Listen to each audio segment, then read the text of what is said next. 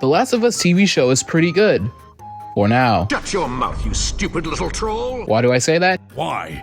Just why? Here's why. An exciting aspect of the television show is that it has the opportunity to explore the world of Last of Us in more depth. The video games were limited by the constraints of the medium, but a television show will have more time to delve into the characters and world they inhabit. Goddamn right. This allows for a more immersive experience and the opportunity to spend more time with the characters and learn more about their lives. For example, Joel's relationship with his daughter is greatly expanded upon in this show, but it also resembles less like a father-daughter relationship and one of equals. Joel relies on his daughter to wake him up in the morning, cook him dinner, and remind him of important events such as his own birthday. And any attempt from Joel to act like a real dad is brushed aside and laughed at. Not in a humiliating way, but in a more ha-ha, dad, we both know you're not interested if I do my homework or not. In fact, the more I watched the show, the more I realized that there was a major difference between Joel from the television show and Joel from the video game. Let me explain.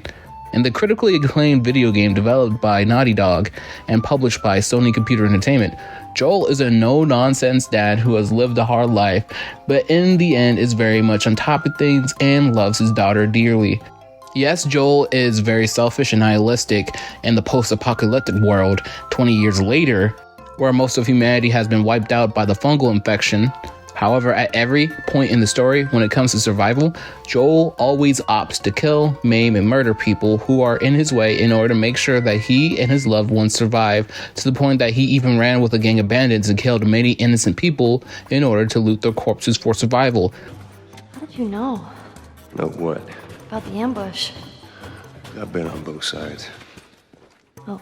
This stands opposed to the TV show where Joel, who in the beginning is basically a man-child, and by the time we see him in the apocalypse, he's empathetic to Tess's wound, cares about her a great deal more than Joel hid in the game. He was very caring of Tess, but in the game, he just hid it better than Joel in the TV show does, asking if she's okay, and seems only to employ violence when he absolutely needs to. And even then, it seems that it was more of a response to past trauma than actual choosing to employ violence. What a twist! Ellie, on the other hand, in the video game was likable and still maintained a bit of her youthful innocence despite the world she lived in, and always sought to forge new connections and didn't give up on people.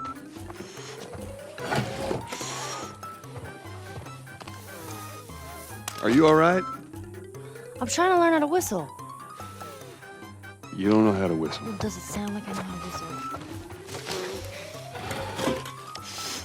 Something that is completely lacking by the time that you meet Ellie, as Ellie is shown to be angry, ruthless, and savage by the time we meet her, which makes sense because she is tied to a radiator. But also she seems way more ruthless than Joel at this point, so it makes me question whether or not Ellie in the TV show incarnation really needs Joel's help. So why is there so much of a difference between the two incarnations of the characters? Well, I believe that someone in the production department is doing a bit of revisionist history. Why do I think this? Well, when it was announced that the television adaptation of the series was in development for HBO, it was also announced that the show would be produced by Craig Mazin, the creator of the popular HBO miniseries Chernobyl, and Neil Druckmann, the creative director of the video game series, especially Last of Us 2, where Joel was killed in a humiliating and brutal fashion. While Neil Druckmann was a part of the writing in the first Last of Us game, he was tempered by a co-director by the name of Bruce Staley.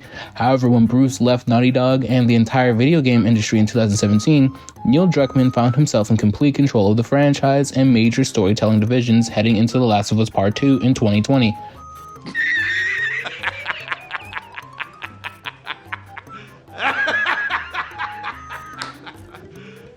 You serious? Why is this important? Well, there is a distinct difference between the two games' writing style. The writing style of the first game, The Last of Us, is heavily focused on character development and emotional storytelling. The game follows the journey of Joel and Ellie, two survivors who must navigate through the dangers of the new world to find safety and a sense of hope. The game's story is driven by the relationship between these two characters, and the player experiences the story through their perspectives. This allows the player to become deeply invested in the characters and their journey, making the game's emotional moments mean all the more. On the other hand, The Last of Us Part 2 had a more complex and less nuanced, which doesn't necessarily mean worse, but less subtle writing. The game's story is more focused on the themes of revenge, trauma, and the cost of survival. The game explores these themes through the perspective of multiple characters, not just Joel and Ellie. This allows the game to show different perspectives on the same events and themes, making the story more complex and multi-layered, which we can see already in the first episode, as Joel's daughter gets a lot of screen time that she initially didn't have at the game. Last of Us 2 also uses a non-linear narrative structure, which adds to the complexity of the story. Another aspect of the writing style of The Last of Us Part 2 is its focus on the consequences of actions. The game explores the consequences of violence and revenge and how it affects the character's nature of good and evil and the world around them. This creates a sense of more ambiguity and raises questions about the nature of good and evil. The game's writing style is designed to make the players question their own actions and the actions of the characters, which adds depth to the story and makes it more thought-provoking, so to speak. So why am I bringing Neil Druckmann into this, and why am I talking about The Last of Us Part 1 and Part 2 when I'm only supposed to be talking about the television series and the other games have no relevancy upon the plot of the television series? Well, there's actually some importance to it. I don't get it. I'll explain why. There is something to be cautious about when viewing this show, because the show is not going to be a faithful retelling of the events of the first game, but instead a revisionist history of the accounts of the first game. There's a difference. Expect characters and relationships to change drastically. In fact, I predict that Ellie and Joel aren't even going to be as close as they were in the first video game. Also, expect themes to be completely reworked and revised. If that doesn't bother you, then go ahead and enjoy the show. But if you hated the storytelling of Last of Us Part 2, then don't watch, because it's not the Last of Us storytelling that you enjoyed and will never be again. And yes, this is how it feels to be a Star Wars fan, especially the extended universe Star Wars fan, in 2014 when it was retconned to hell by Disney. Now let's say you don't care about anything I just said.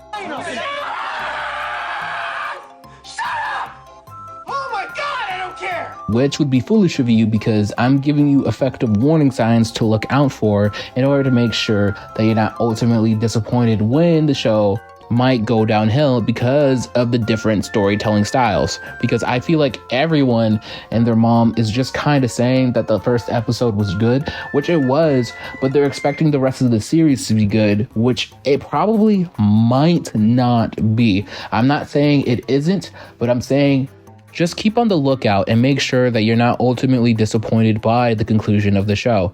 Because I felt that the pacing in the first episode was a bit dragging a bit. I didn't really feel too impressed with the show. I did feel it was good, and anyone that watches the show without any precedence for the video game would be blown away by the introduction and the storytelling and everything like that. But from someone who actually is familiar with the games and is up to date with all the news about the games, I can kind of see where the fault lines are in this show. I can see the potential pitfalls, and I can see where people might potentially be mad. Because I also predict that Joel is not going to be as ruthless as he was in the video game. In fact, we're dealing with an entirely new Joel who seems to be a lot more caring and open than he was in The Last of Us video game.